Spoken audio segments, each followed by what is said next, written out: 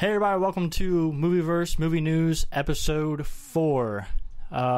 Before we get into some of our news topics today, I just want to thank everybody who has watched our videos so far. Our channel just reached the 100,000 views total, and that's amazing. Starting this channel, I actually never even imagined reaching that many views.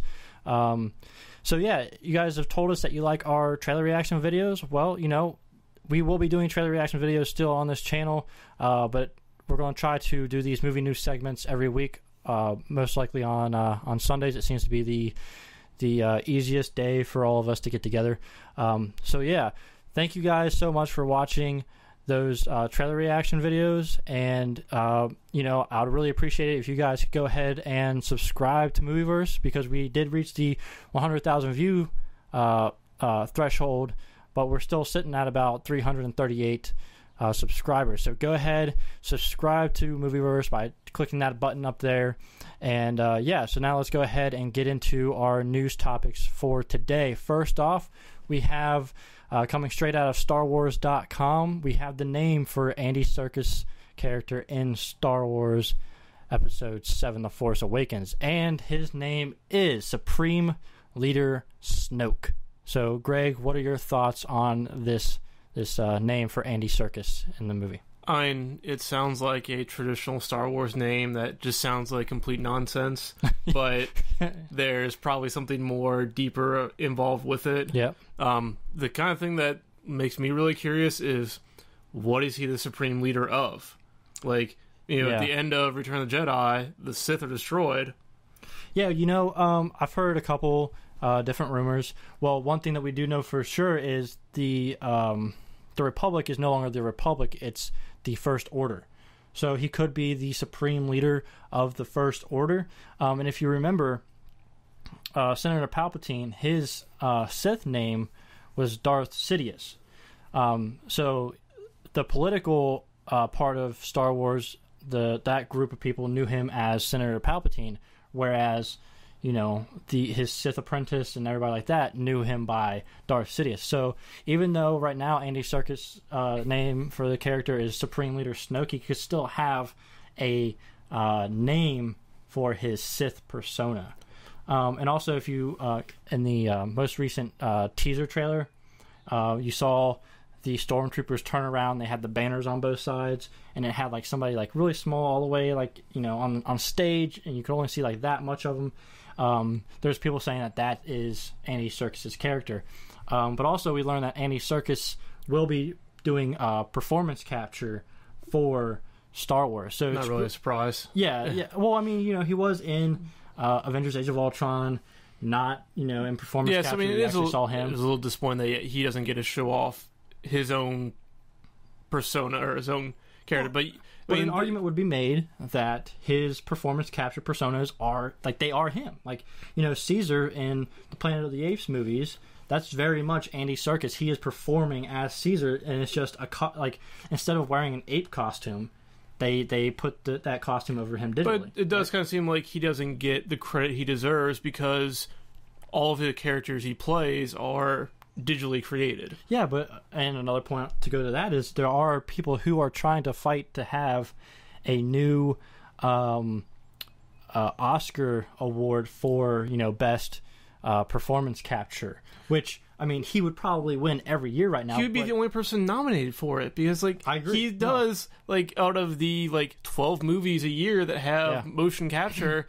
he does, like, 7 of them. Yeah, well, I mean, it's kind of like a which came first, the chicken or the egg scenario. It's like, okay, so is it going to take more people to do performance capture to get that award on the table, or will that award need to be put on the table for more people to want to do performance capture? They should be lumped in with the rest of the actors that do traditional performances. Yeah. I mean, because, like you just said earlier, Andy Serkis is the one that is performing Caesar. He's the one that's performing Gollum. Like, yeah, and, you know, I feel like you said, he doesn't get the respect that he deserves, because he's never thrown into those categories as, like, best you know, lead actor. Because you don't see Andy Serkis. You see the character. Yeah, and yeah, I understand, but at the same time, like, he is so talented. I think he does deserve some type of Oscar for the work that he's done with Caesar, possibly with Supreme Leader Snoke. We still have to find out what his character actually looks like, and so it's really cool to be able to speculate. What he's going to look like, what you know what I mean, like physically, and also it kind of segue into the next question that I have on this topic. Because I was gonna say, like, kind of going back to the character that he's playing. Yeah. Do we think that's really his final name? Do we think, like, and you kind of mentioned that? No, I think there's still a Sith name that's going to be, yeah. And do we think it's, even though it's not canon anymore, do we think it's one of those, like, classic, like Darth Raven, or one of the other names we hear about a lot? Yeah, actually, Christian Harloff from the Schmoes know his theory is that he will be Darth Plagueis. I'm not too familiar with that character. But Darth Plagueis was Palpatine's master.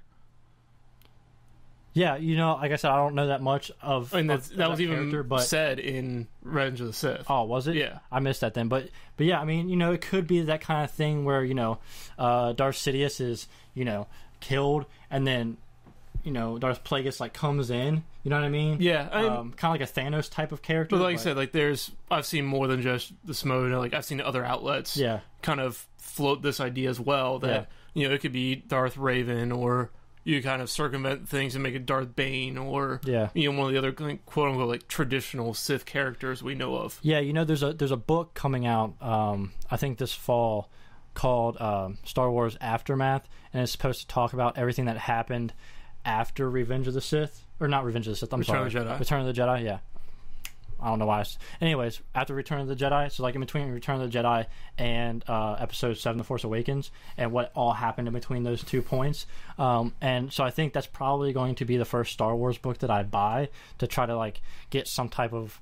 I wonder how much information that book is going to feed us that will go into this next movie. You know what I mean? Because there could be a bunch of possible spoilers that they could do that they might want to save for the movie, which is another but also there's still 30 years in between there, so you kind of want to know what's going on. Yeah, exactly, which is kind of goes into the next question I have on this topic, is how much secrecy do you think Star Wars Episode 7 will have going in the coming months up to the release of the movie? Do you think that J.J. Abrams, because he likes to be secretive about his movies, right?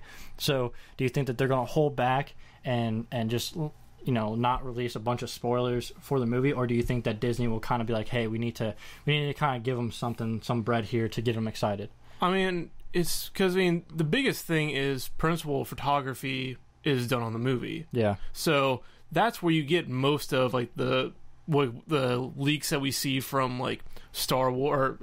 Star Wars.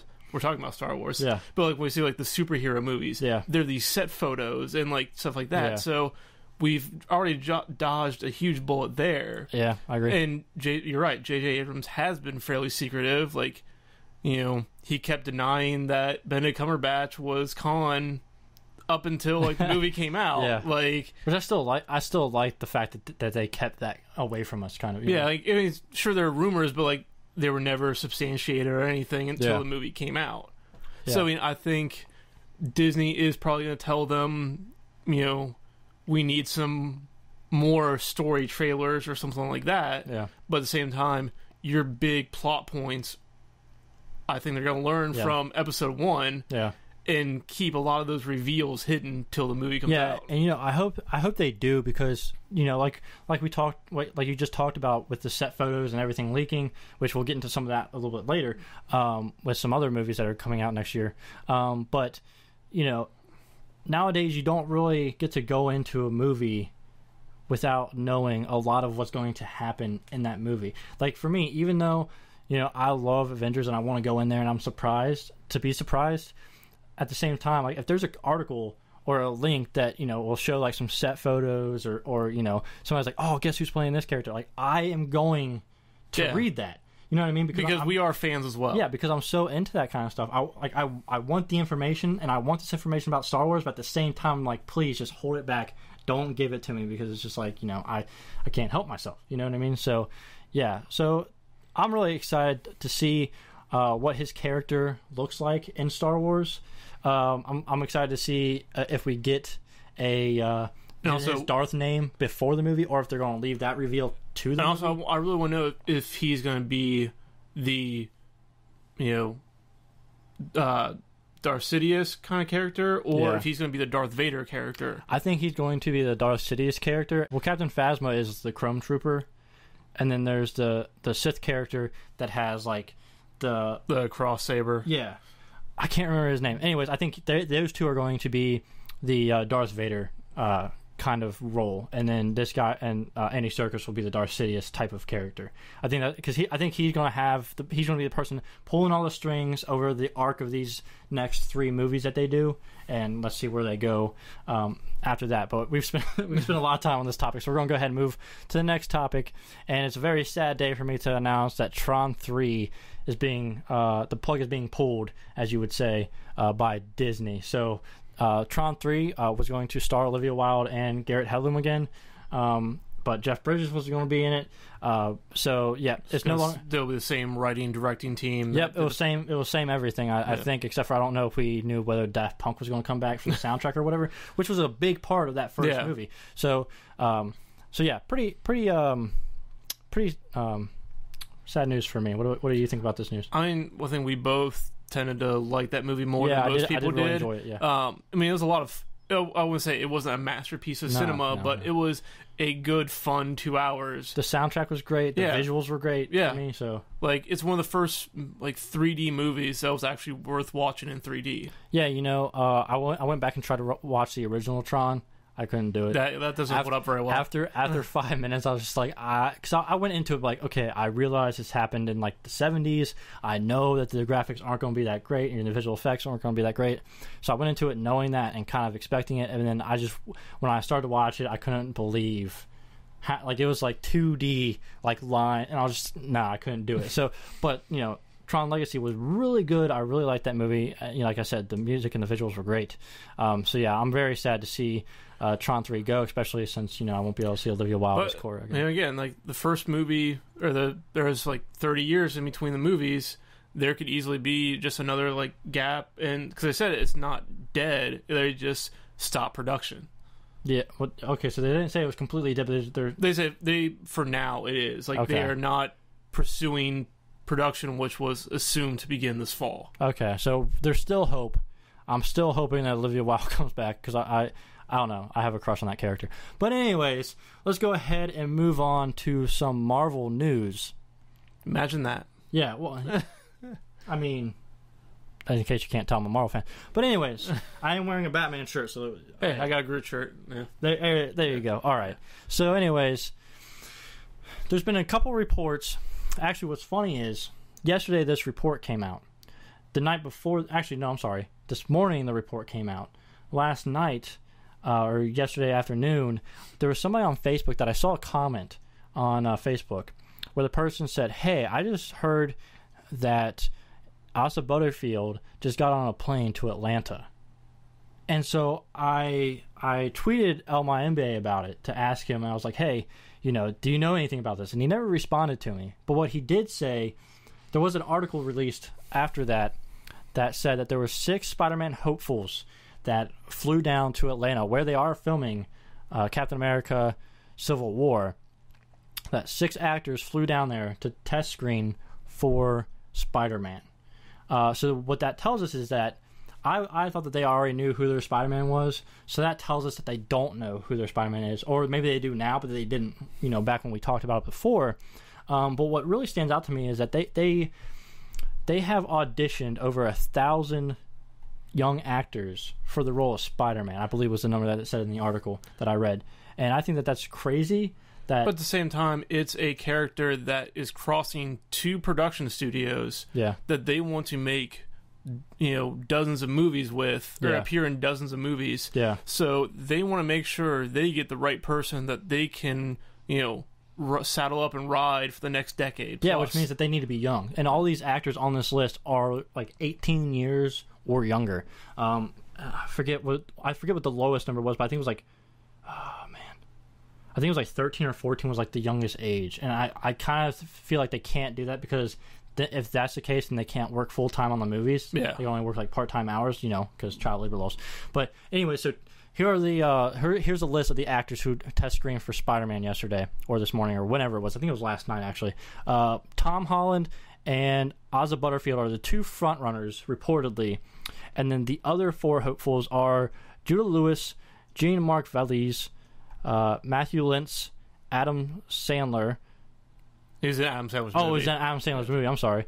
And Charlie Plummer. I was like, Adam Sandler? What? Charlie Plummer and Charlie Rowe. Most of those 4 young actors that are not Tom Holland and Asa Butterfield are very no-name actors, which could be a good thing. But at the same time, like I said, Asa Butterfield is 18. I think he's the oldest one out of all of them. On that list, yeah. We've seen several other short lists in that. Yeah, so I could be wrong, but I think Asa Butterfield is the oldest in that list, and he is 18. And he is still on this list. He is my front runner because he's the only one that I've actually seen. He's also one that's also been rumored to actually start engaging in contract talks. Yeah, and he actually got on Twitter and was arguing to people about his height, because people were saying oh, he's too small or whatever, I don't know, something. But it was funny because he he really wants this role, which I guess all of them do, because it is such a big role for such young actors, right? Yeah, I mean, you're going to be set up for your career. Oh yeah, you're going to get paid mega dollars, and you're going to have a stable workflow. Oh yeah, it's I got work for the next 30 years. Okay, yeah, that's fine, because Marvel's going to ride this as long as they can. And so is Sony. Yeah, yeah, I know. Well, that's if Sony keeps their film division. Because there was rumors for a long time that Sony was going to just axe their film division completely. So at least Marvel has partial rights to Spider-Man now, so if something does happen to Sony, there's no question who's going to have the rights after that. You know what I mean? This is going to require transfer money.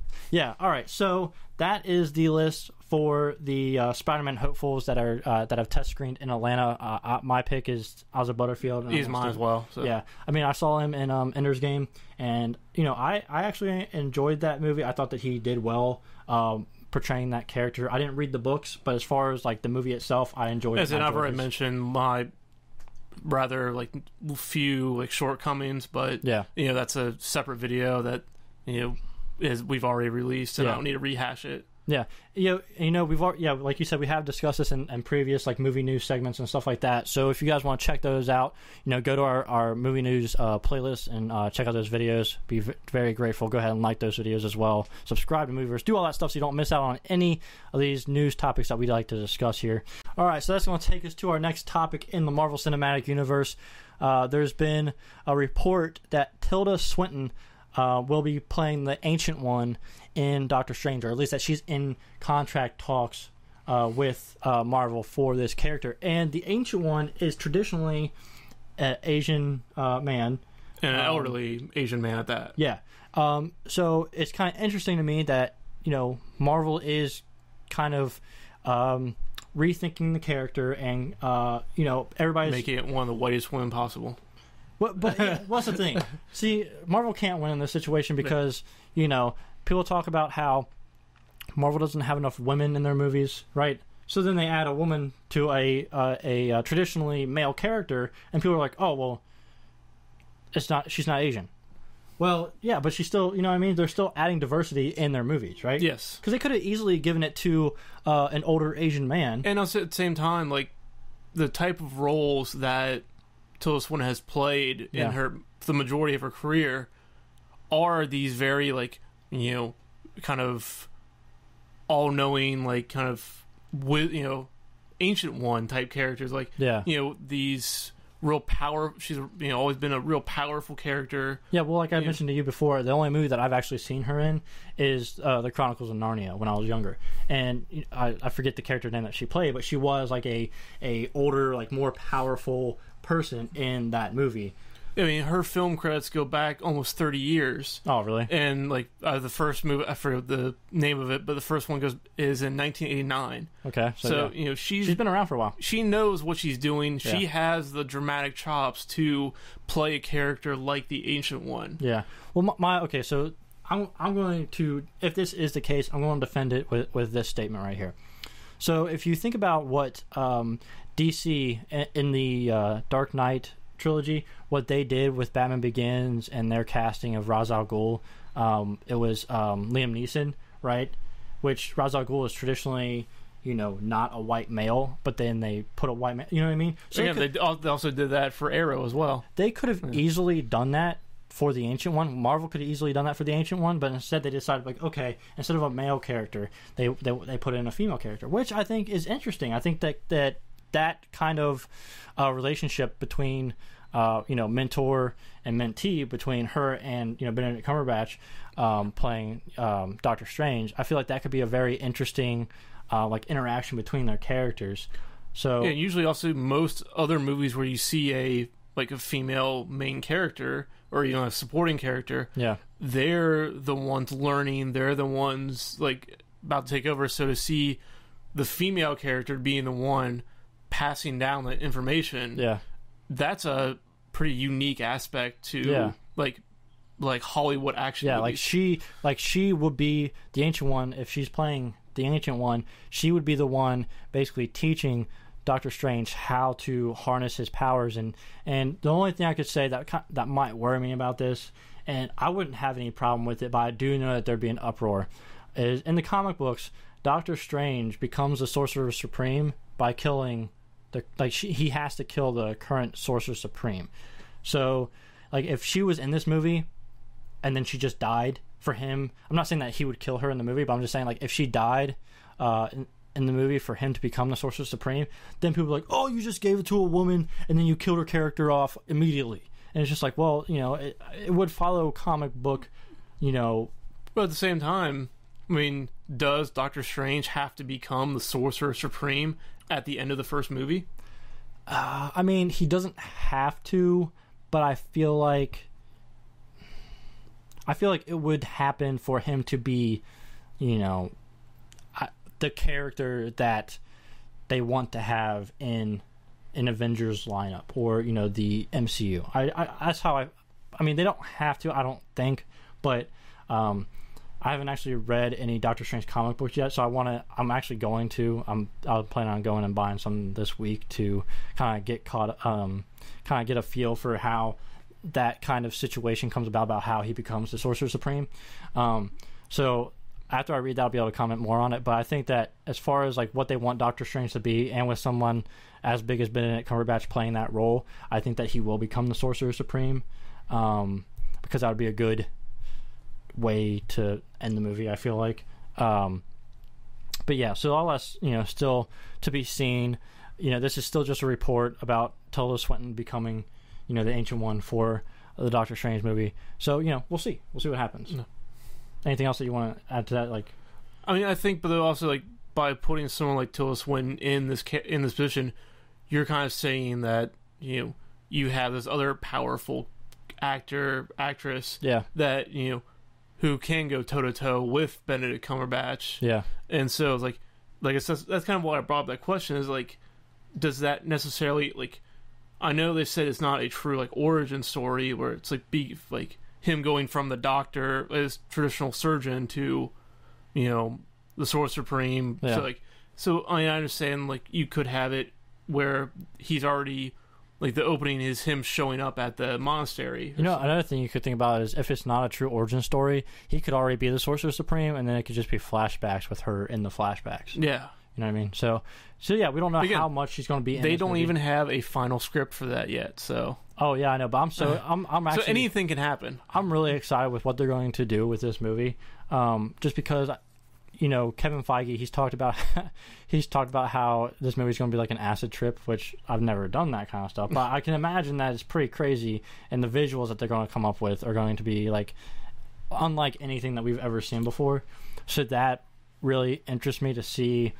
what they actually do with going into different dimensions and all this other stuff. And it's gonna, Guardians of the Galaxy opened a new door for the Marvel Cinematic Universe, and I think that this is just going to open up even further. So then when we get into a movie like Infinity War, and you want to talk about all the cosmic beings that go into the Infinity Gauntlet storyline in the comic books, I wonder if they are going to bring those characters in, because you've already had a movie like Guardians of the Galaxy, and then we'll have Guardians of the Galaxy 2, which will probably open up the door even farther. And you also have Captain Marvel, which is going to be... Inhumans. Yeah. So we're going to have a lot of out there properties in the Marvel Cinematic Universe, which makes me so happy to see that Marvel is going like fully comic book in their universe. So it's just really fun for me. I can't wait to see what they do with this movie. So we're going to stick with another comic book topic, but we're going to switch over to the DC side of things. And now we know for sure that Batman will be in Suicide Squad. Now there's been set pictures released of the Batmobile chasing, Joker's car, which is like a Lamborghini that's, has this like pinkish purplish like paint job and has Harley Quinn and Joker in it. And then this week they released photos of Batman on top of Joker's car, like carving into it with some type of tool. And we get the best look at the Batman costume that we have seen so far. And I mean, we're looking at it right here. Yeah. So what's something that sticks out to you about this Batman costume compared to what we've seen prior in the live action movies? I mean, it looks more like form fitting than like kind of like Christian Bale's Batman. Plates, like yeah, it's like it feels much more, unless that's just the suit he's wearing for filming and they add that stuff on like in post production or something like that. Yeah. But you're having like the gray and black as opposed to just the true black suit. So happy about that. That's so cool to see. I mean, but so like it's kind of like that's almost a case of I want to see what the finished version of that costume is, because it looks incomplete. Yeah, well, I mean, they have those like orange dots besides the cape. I mean, yeah, they have the orange dots that So like what they're saying is that the cape will be added in post, just like they did with Man of Steel's cape, or Superman's cape in Man of Steel, which I don't have a problem with, because I don't want a stunt guy on top of a car with a cape. It gets caught in like the wheel or something, and then bad things happen. Because they're actually they're actually driving a car down the street at like 25-30 miles an hour with this dude cutting into the roof. You know what I mean? So obviously that's not Ben Affleck, but I still don't want to see that guy get injured. So I'm fine with them putting the cape in with CGI and post. But also I've seen other pictures where it is Ben Affleck in the costume and he has a cape on. So I think depending on what they're doing in the scene, that's probably specifically a close up that requires him like yelling at the Joker to pull over or something, or maybe he's like holding the cape, because like Batman, like traditionally, you see in the Batman animated series where like the cover is like him holding his cape up like this, covering like part of his face. So like if they did like some type of like pose like that with the cape, I would lose it in the theaters probably.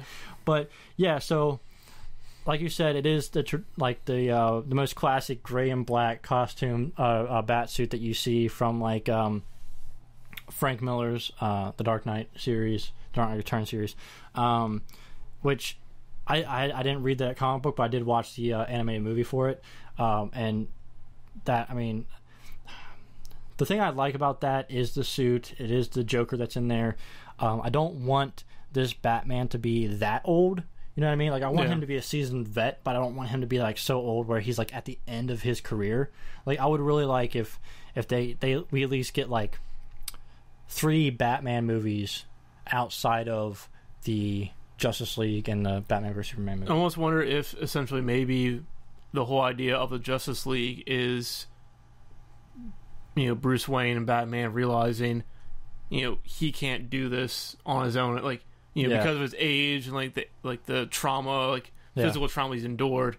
He can't do this on a day-to-day or month-to-month basis. And I think that Batman will be the tactician for the Justice League. I think the leadership will be shared between Batman and Superman. Like, Superman will obviously be the leader as far as like the muscle goes, but then Batman, like I said, will be the tactician. So in a way, he will be a type of leader. And then the other people will kind of surround themselves around that. And that would make sense as to why they're having Batman v Superman. They're having a Batman and Superman movie first, and then going into the Justice League movie. Another thing, kind of just for me personally, I am a little disappointed that Batman's even in Suicide Squad. Because, just like Marvel, DC, like, they haven't had the best track record of establishing villains.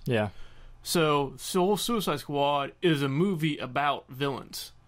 So, like, unless this is him essentially arresting Harley Quinn and the Joker, and dropping them off in Arkham Asylum. Yeah, like I don't want Batman to show up in the movie. Yeah, and the prevailing theory right now is that this scene with Joker and Harley Quinn in the car and Batman on top of it, the theory is that it is a flashback scene for Harley Quinn, which would make sense to where you kind of get a setup that, Harley Quinn and Joker were, like a team, or they were together, or it shows a relationship. Bonnie and Clyde, this type of thing. Yeah, it shows a relationship that Harley Quinn had with the Joker, and then also, they're throwing Batman in there to get more people to go and see the movie, right? Yeah. So when that trailer shows up and you see that scene where he jumps on the car. Yeah. Oh, people are going to lose their minds. Yeah. They're like, oh my God, Batman's in this movie, and they're going to go see it. Yeah. But yeah, so I think that does make sense that it would be a flashback scene to where we get to see Batman, but we also get the backstory of Harley Quinn. Yeah. But yeah, so yep, Batman looks great in Suicide Squad. If this is his suit in Batman v Superman, which I don't think there's going to be any difference because they filmed Batman v Superman. Now they're filming Suicide Squad, so I don't think they made any changes to the Batsuit in between those two movies. I wouldn't think they would. But yeah, so it looks great. They might make some minor tweaks just so they can sell new toys. Yeah, maybe. I don't know. Hopefully not. I don't like that kind of stuff. But anyways, yeah, so that's Batman. And our last news topic for today before we get into some topics that we just came up with, like questions to ask each other. John Campea basically was doing a Q&A on his Twitter account late last night. And I was scrolling through there to see what questions people were asking him because he wasn't on AMC Movie Talk all last week. So there's been a lot of rumors going around about what's going on with John Campea. So I guess somebody asked him, if he's still with AMC Movie Talk, and there's been other questions like that. And he basically said that he is resigning from AMC Movie Talk. And the reason why I wanted to bring this up as a topic of news is because for me it is some big news because John Campea started AMC Movie Talk. Like he got into contact with AMC theaters, and he basically built this show from the bottom. And they're in what they call phase 3 now. So they just got their own studio. And if you guys haven't watched AMC Movie Talk, go watch that. That web series. It's on YouTube at AMC Theaters, and the team that he's built around him for that show is unlike any other that I've seen as far as movie punditry. Like he has Christian Harloff and Mark Ellis from the Schmoes Know that have joined him, and countless other people. John Schnepp, who just directed The Death of Superman Lives, What Happened, which was a movie that was going to be directed by Tim Burton, starring Nicolas Cage. But yeah, so he has a huge team around him, and he's basically built this thing up from the bottom. And it was AMC Movie Talk and John Campea. It was the inspiration for why I started this channel. So it's really sad to see him leave AMC Movie Talk. I can't wait to see what else he does going forward, and make sure you guys go and support him. If I've heard rumors that he's starting his own YouTube channel. If he does that, make sure you subscribe to his channel. His commentary on movie news is above anything else that I've ever seen. So, Greg, I don't know. Have you watched any of the AMC Movie Talks? Yeah, and basically, kind of when you brought up the idea of starting this channel, you referenced AMC Movie Talk and him specifically about kind of how you wanted to base this channel off of. Yeah. I mean, and he's always been real informative without talking down to the audience or anything like that. He's very professional with it. So kind of that's one thing I notice him standing, what makes him stand above a lot of the other pundits that are out there. Yeah, but he's also not afraid to tell the truth. Like, like he said multiple times on his show, like, yeah, we understand that movies are playing at AMC theaters and we don't want to lose that kind of like deal with the movie studios, but at the same time he's like, my reputation's on the line, so I'm not going to lie, I'm not going to say a movie's great when it's terrible. So his honesty and his professionalism that he conducts himself with is one thing that I would really like. And basically he kind of brought himself up out of nothing, so he has the talent to do whatever he wants. I have no fear that he's going to land on his feet and continue doing what he loves doing. And I also heard another rumor that he might be he might do something with Disney, which would be really interesting to me because he is a huge Star Wars fan. So if he got to do something with Star Wars, I think that'd be great for him. Yeah. All right, so that does it for the news topics from this week of movie news. Now we're going to move into a section where you guys can send us questions. You can either tweet at us at Movieverse with the number 2, or you can email us at movieverseonline@gmail.com. We haven't received any questions from you guys yet, so make sure that you guys are sending those in, and we will answer them on the show. And for now, me and Greg are going. Basically, we have a couple topics that we're going to kind of ask our opinions of, and we'll kind of discuss those things. But make sure you guys are sending in your questions, and make sure you guys are subscribing to Movieverse. That way, you can see when our videos go up and get your questions answered. We love to hear from you guys. So make sure you guys are sending those in. But so the first topic that we're going to cover today, you were actually talking to some coworkers. You kind of came up with this question, and it was actually kind of posed to me because they know I'm a comic book movie fan and comic book fan. Yeah. And started talking about with upcoming Ant-Man movie, and kind of they're saying like it looks good, but they're not really excited about it. Yeah. And so it kind of just led me to think when they kind of asked me like, well, like kind of with all these other extra like the new characters they're introducing. Yeah. That maybe that excitement for a Marvel movie might start to wane. Yeah. Now that these quote like B-list characters are getting their movies. Yeah. Because well, yes, a lot of people were asking for a Doctor Strange and a Black Panther movie. Those were the diehard comics fans. Yeah. It wasn't the mainstream movie audience. Yeah. And so it's kind of, especially since a lot of those movies are going to go up against DC's tried and true characters, Batman, Superman, Wonder Woman, Justice League. Yeah. That's so it's kind of like, do you think they'll still be the top dog when it comes to Marvel or comic book movies going through Phase 3? Yeah, my first point on this topic is this. Let's go back to like 2006, 2007 when they announced that the first Iron Man film was happening. Before those movies came out, in the comics, the character of Iron Man was a very much B-list character. Their top dogs were Spiderman, the X-Men, Captain America, Thor even, but Iron Man was very much a B-list character. So when those movies came out, that character skyrocketed in popularity. There were also such low expectations for that movie in the first place. Yeah, but I think, as long as what they did with that movie is they made a quality movie. And the popularity of that character skyrocketed. And I'm not gonna say wasn't kind of firm that like these aren't like that these would be bad movies or they won't be well received. Yeah. But I'm saying like kind of that excitement of, here's the next Thor movie. Here's the next Captain America movie. Here's the next Iron Man. Here's the Hulk movie. Like it's this kind of like I've kind of heard about Black Panther or like I've heard the name Doctor Strange, but I don't know anything about him. Well. To that fact, I would say that what Marvel has done with these characters and with the Avengers movies and Captain America, Captain America: The Winter Soldier, and Guardians of the Galaxy. Like Guardians of the Galaxy is a perfect example of this. Guardians of the Galaxy was a very obscure team that even people who are comic book fans had hardly ever heard of.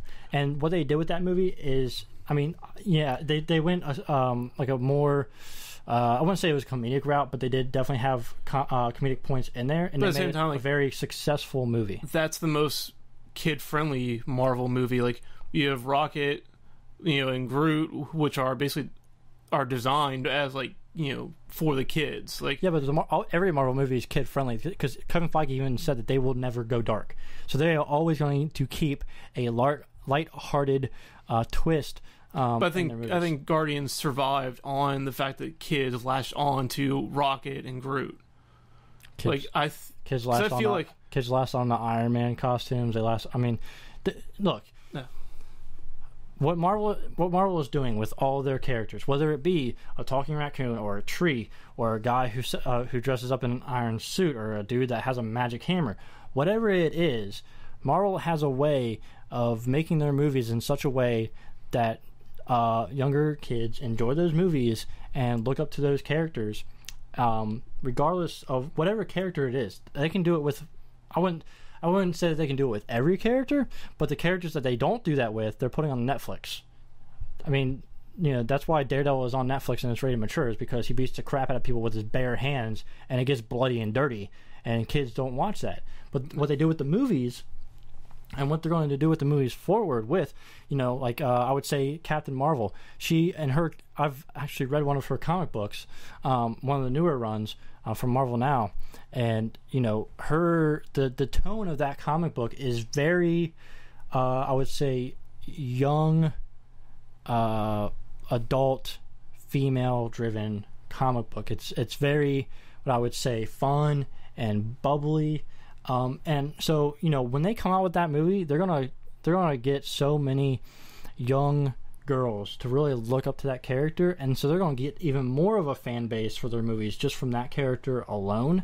And then you have, like Spider-Man's gonna be coming out from, because there's that deal with Sony and Marvel, so they're gonna have a young Spider-Man who is going to be in the movies, he's going to be portrayed as a teenager. So they're going to have teen boys and preteen boys that are looking up to Spider-Man being like, wow, he's with Iron Man and Thor, because they're older adults. You know what I mean? So they're going to look at these characters, and I think that if anything, Marvel is going to get a bigger fan base out of these next run of movies. Doctor Strange, I think, will be a little bit more strange, and you'll get a lot of big fans of Doctor Strange from the comic books, but also adults that will find interest in that movie.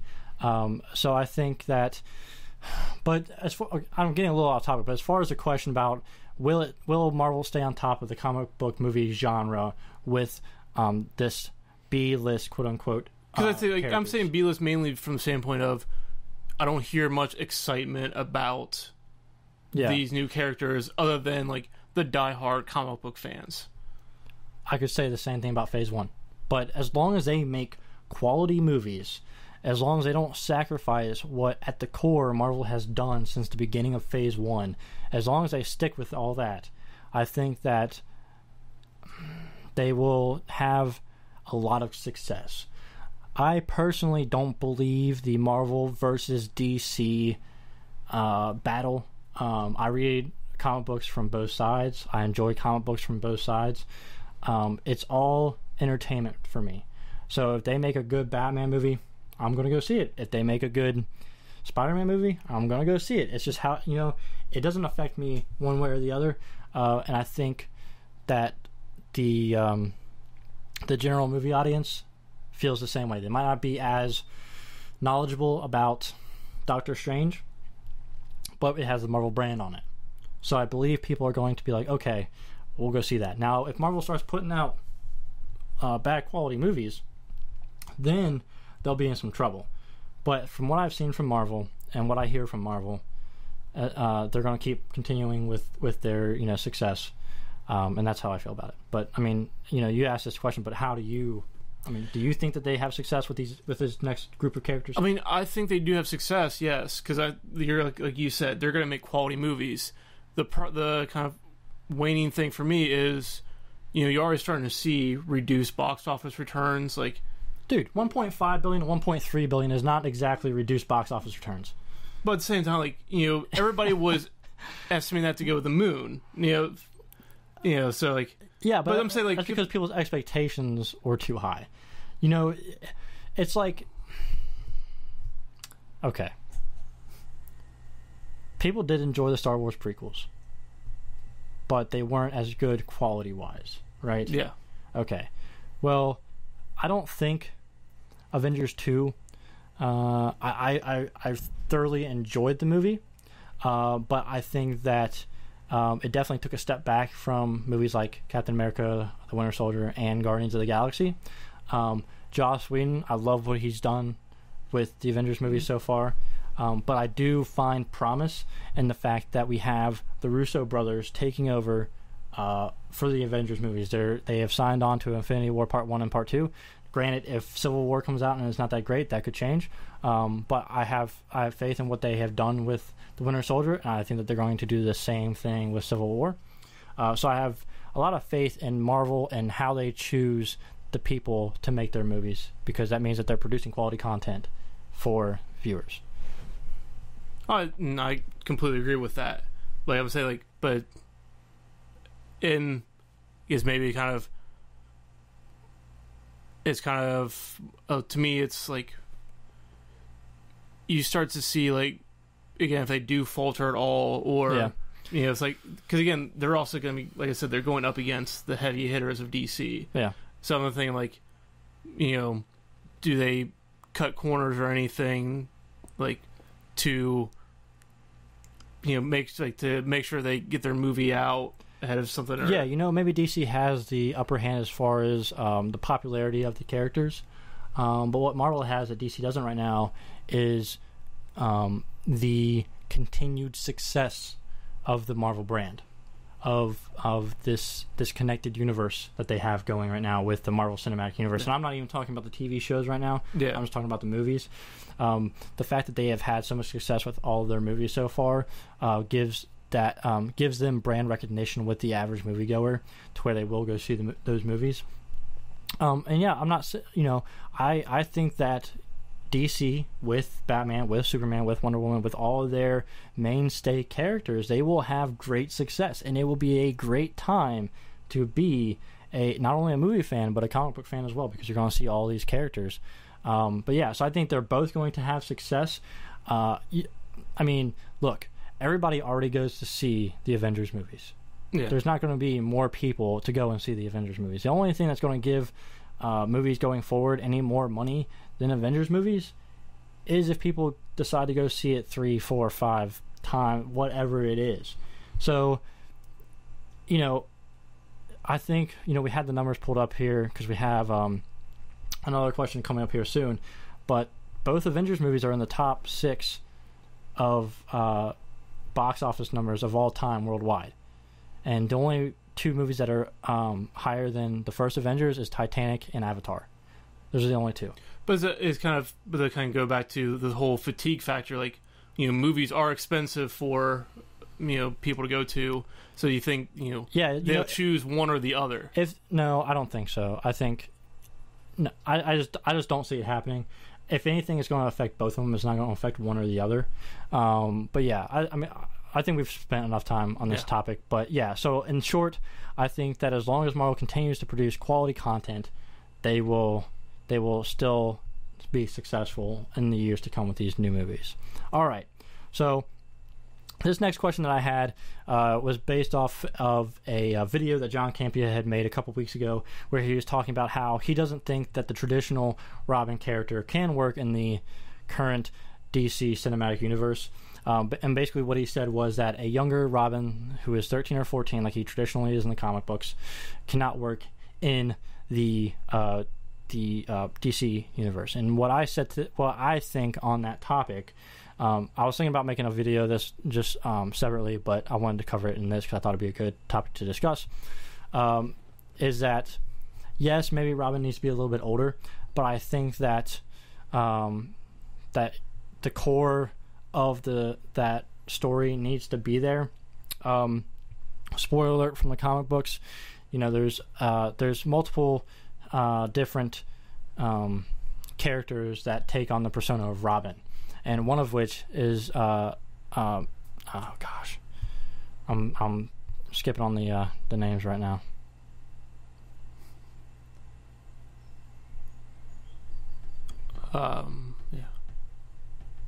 I'm thinking about the one that dies in the comic book. Jason Todd. Okay. Jason Todd.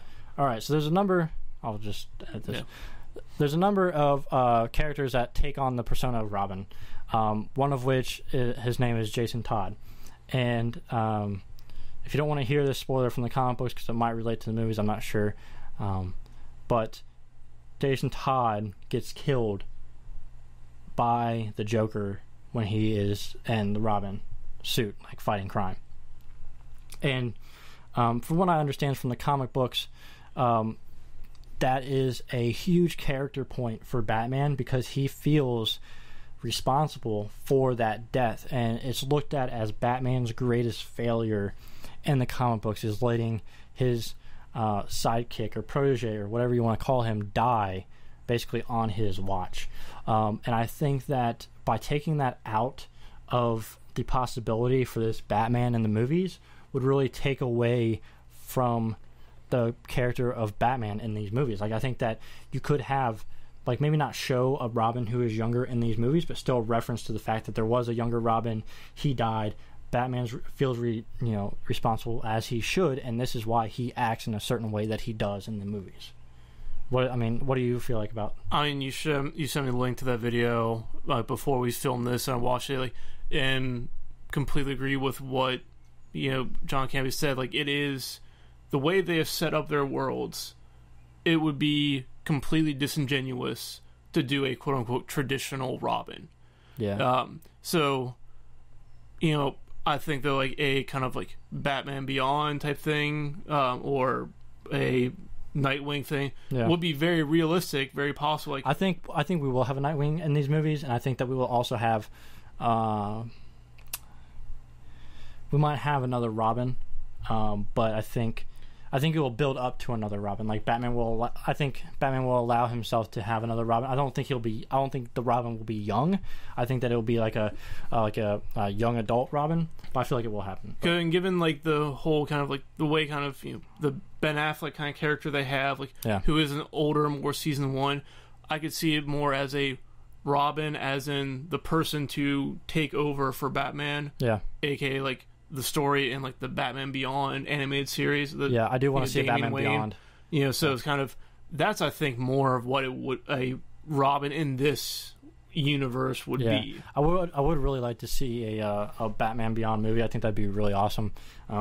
Further down the line, once Ben Affleck's like, no, I think I'm done with Batman, and then they can move on to where Bruce Wayne is just a mentor to I forget the character's name that plays Batman Beyond. It was Damian Wayne. No, it wasn't Damian Wayne. Damian Wayne becomes Nightwing. I can't remember. No, I can't remember the name of the character though. But battery's about to die on the camera, so we're going to speed this up a little bit. The last topic that I kind of decided that we should talk about, because we talked about before on previous videos whether or not Star Wars would make more money than Avengers Age of Ultron. And then after I saw the opening box office numbers for Avengers Age of Ultron, I was like, oh man, I don't know. I think Star Wars might overcome Avengers Age of Ultron. Well, I have the numbers pulled up here, and the first Avengers worldwide was 1.5 billion, right? Well, Avengers Age of Ultron right now, which is still playing, is 1.3 billion. And it just opened up in foreign markets not too long ago. So it opened up first in foreign markets. No, well, it did, but there was also other countries that it didn't open up with until after. I think China was one that it didn't open up until after it opened in the U.S. So I think there's still room for it to grow. I don't think it will catch the first Avengers, but right now it's at the number 6 spot overall, of all time worldwide box office numbers. So I think it will get into the top 5 and knock off Harry Potter and Deathly Hallows Part 2. But what do you see? Do you think Star Wars will make more money than Avengers Age of Ultron? I think it will in the U.S. Yeah, because I don't know if Star Wars really is known of a property worldwide. But I think probably the global box office will still put Avengers ahead. Yeah, actually, I was just... I think it is kind of popular overseas. Actually, there's a follower who was just... Me and him were going back and forth... A subscriber, I'm sorry. Going back and forth earlier today. His name is Lawrence, and shout out to you, man. Thanks for commenting and commenting with me today. But he actually just did a trailer reaction to the Star Wars The Force Awakens teaser trailer number 2. He's from France, and he seems like he's pretty into Star Wars. So I think that there is a market for Star Wars overseas, but it may not be. I don't know. I don't think it's as big as it is with like the superheroes. Yeah. I definitely think Star Wars will be in the top 10 box office wise, but I don't think it's going to. Well, man, it's so hard because we're so new to this speculating stuff. Yeah, but I mean, even so, like the fact that the first Avengers got 1.5, second Avengers is 1.3 right now billion. I mean, it's. You think 1.5, 1.3, but that is still $200 million. That is still a big difference. I understand that, but still, I'm just saying $1.3 billion is a lot of money. Yeah. Like, if you think about all the other Marvel movies, they make a couple $100 million. But except for Iron Man 3. Yeah, except for Iron Man 3, which made like 1.4? 1.3, but yeah. All right, so Iron Man 3 was $1.2 billion. So Age of Ultron did knock that off. So it's just really hard to find, to see a movie making that much money because, you know, most of the Marvel movies only make a couple $100 million a piece, well, $600 million or whatever it was. So it's really hard for a movie to pass up the $1 billion mark. Yeah, the other movies it has to leapfrog are Lord of the Rings, Return of the King, Transformers, Dark of the Moon, Iron Man 3, and Frozen.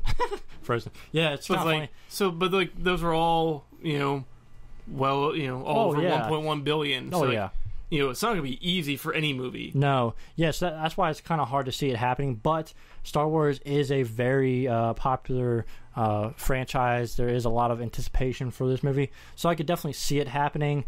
It's just really hard to say at this point. But yeah, guys, that's going to do it for this episode of Movieverse, Movie News episode number 4. Make sure you guys click the thumbs up button if you like this video. Comment down below what you think about any of these topics that we discussed today. Do you think, which one do you think makes more money this year, Star Wars or Avengers Age of Ultron?